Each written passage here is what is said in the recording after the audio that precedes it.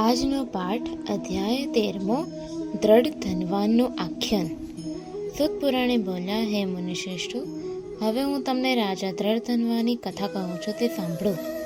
હૈ દેશનો રાજા ચિત્રધર્મ હતો। તે ઘણો પરાક્રમી અને બુદ્ધિમાન હતો। તેને એક પુત્ર હતો, તેનું નામ દ્રઢ ધનવા હતું।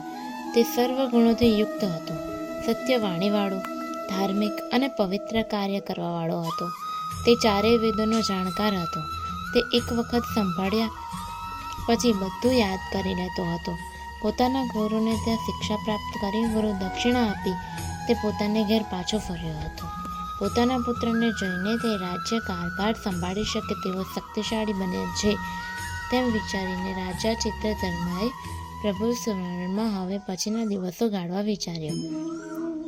તે પુત્રને રાજગાદી સોંપીને પુત્ર ઋષિના આશ્રમમાં જતો રહ્યો, જ્યાં નિઃસ્પૃહ તથા નિરાહાર રહી તપસ્યા કરવા માંડી। કેટલો કાળ તપ કરી છેવટે તે શ્રી હરિના ધામમાં ગયો। દ્રઢ ધનવાને પોતાના પિતાના મૃત્યુની જાણ થઈ એટલે તેણે પિતાની સર્વ ક્રિયાઓ વિધિપૂર્વક કર્યા અને પુષ્કળ દાન કર્યું। તે નીતિપૂર્વક રાજકારભાર ચલાવવા લાગ્યો। વિદર્ભ દેશની રાજકન્યા સાથે તેના વિવાહ થયા।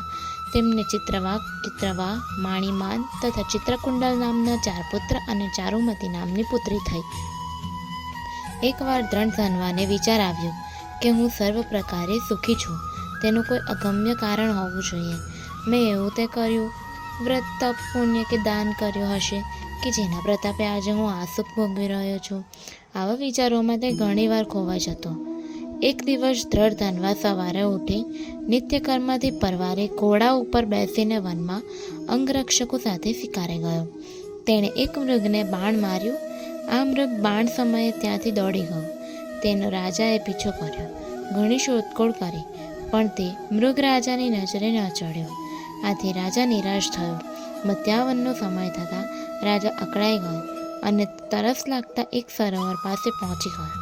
ઝાડના થડે ઘોડાને બાંધીને રાજાએ પોતાની તૃષા છીપાવી। પછી તે એક ઝાડ નીચે જઈને વિશ્રાંતિ લેવા બેઠો। આ સમયે રાજાએ એક પોપટને બોલતો સાંભળ્યો। તે કહી રહ્યો છે, હે રાજા, તું સુખ ભોગમાં મસ્ત બની ખરા તત્વને ભૂલી ગયો છે। જો તું ખરું તત્વ નહીં સમજે તો પરમાત્માને કેવી રીતે પ્રાપ્ત કરી શકીશ? પોપટની આવી વાણી સાંભળી દ્રઢ ધનવા વિસ્મિત થયો। તેને લાગ્યું કે પોપટ રૂપી શુકદેવજી તો મને ઉપદેશ નથી આપી રહ્યા ને? તે વિચારમગ્ન હતો। ત્યાં તેમના અંગરક્ષકો આવી તેમની સાથે તે પોતાના નગરમાં આવ્યા। રાજમહેલ આવ્યા છતાં પોપટના વચનો તેને યાદ આવવા લાગ્યા। તેણે ભોજન કર્યું નહીં અને સૂતો, છતાં વિચારોના વમળમાં પડ્યો રહ્યો। તેને ઊંઘ ન આવી। રાજાની આ હાલત જોઈને રાણીએ પોતાના પતિને પૂછ્યું, હે સ્વામીનાથ, આપ આટલા બધા હતાશ અને સુનમુન કેમ થઈ ગયા છો?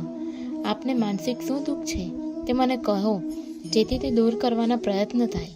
રાજાએ કંઈ પણ ખુલાસો કરતા આથી રાણી, મંત્રીઓ, દાસીઓ અને નગરજનોનો રાજા અંગે ચિંતા કરવા લાગ્યા।